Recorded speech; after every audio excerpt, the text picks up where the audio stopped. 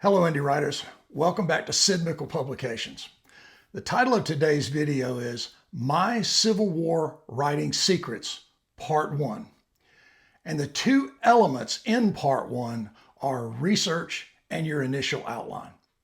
And why did we choose those two things for this video? Very simply, research is the foundation you're going to need to write this story.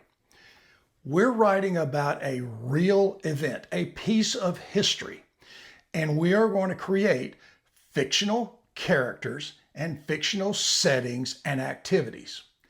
That research will allow you to write your creative side factually. You'll understand what the world was like during that time, what the military units were like at that time, how the battles took place. It's very important to know how to start your book, and research is that foundation. It is where you understand the subject you're going to write about.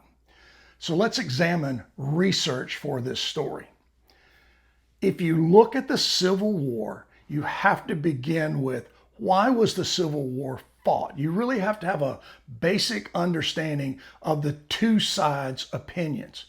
In the South, they believed in slavery. They believed in states' rights. They believed they had the right to determine how they operated their states. That was their major premise. And again, this is not a political video or a political book. It's just a fictional book about a real event. Now let's look at the Union side. The Union side said, you've joined the Union. By the Constitution, once joined, you cannot leave. If you leave, it will weaken our national defense. And if you think of the location of the southern states, it would definitely be a valid point to think it had weakened the ability of the Union to protect itself. It also dealt with the simple fact that they did not believe in the premise of slavery. They were absolutely against any sort of bondage or manipulation of another person without full rights. Those are the two stories. Now, those get very complicated by a couple of facts. If you think about the people who were in the military service at this time, most of them graduated from West Point during the period 1839 to maybe 1850.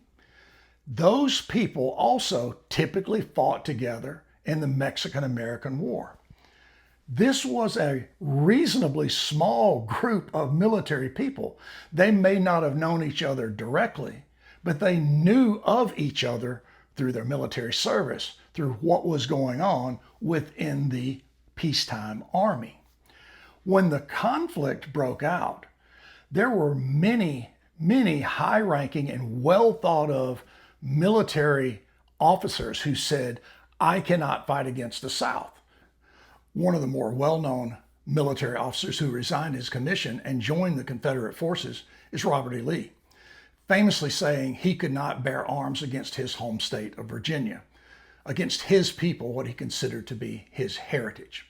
Now, this took place across the military as other officers left the U.S. military and joined the Confederate forces in different locations. Another thing that the research tells me is this. There were 4 states that were considered to be particularly bad actors during the early days of the war.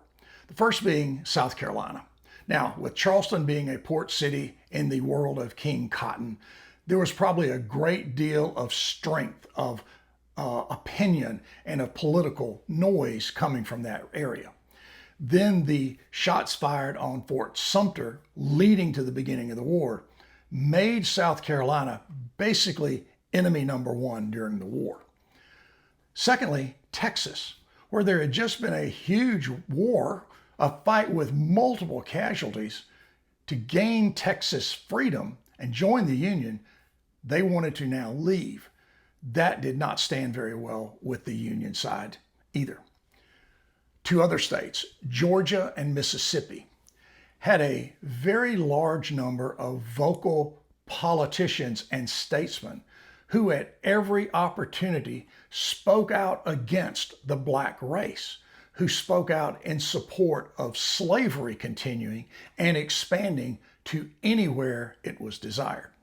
Those things brought an inordinate focus on those 4 states that seceded. All the states that left the Union were considered the enemy and suffered the consequences of that decision. From there, the history of the war, told by the research, lays out the fact that the Southern leadership believed they had to be very opportunistic and very aggressive. And early in the war, the Confederate forces won a great number of battles, almost capturing the capital of the Union, Washington, D.C. The battles near and around D.C. were very prominent in the early stages of the war. There were other key battles early on that really set the tone for the war. And as more Southern success took place, Lincoln made a famous decision. He replaced Meade with Grant. He brought Grant from the West, and Grant had been a very organized but a very decisive fighter. When he made up his mind to go, that's what he did. Meade was so overly cautious, he wanted every advantage of planning and supply and tactics to be on his side.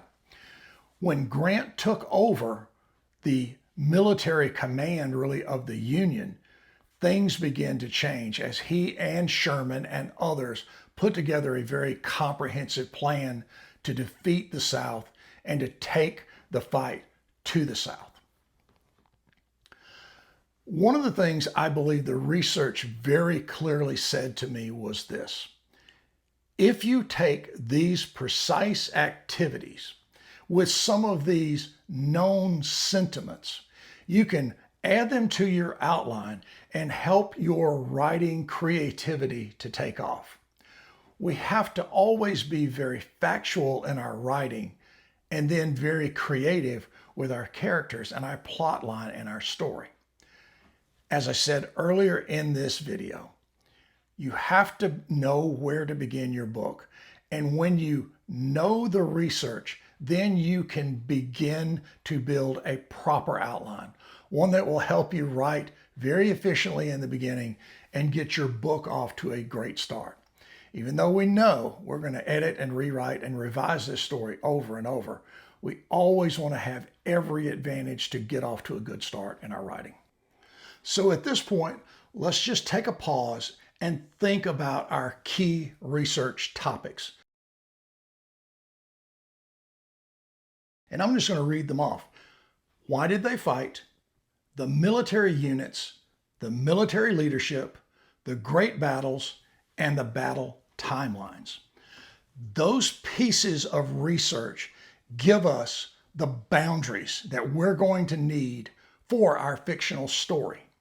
And when we have those clearly in our mind and we understand the details, everything we add to the story from our own creative writing is going to fit, it's going to make sense, and it's going to be accurate. That is exactly what you have to do when you're writing fiction about a true event.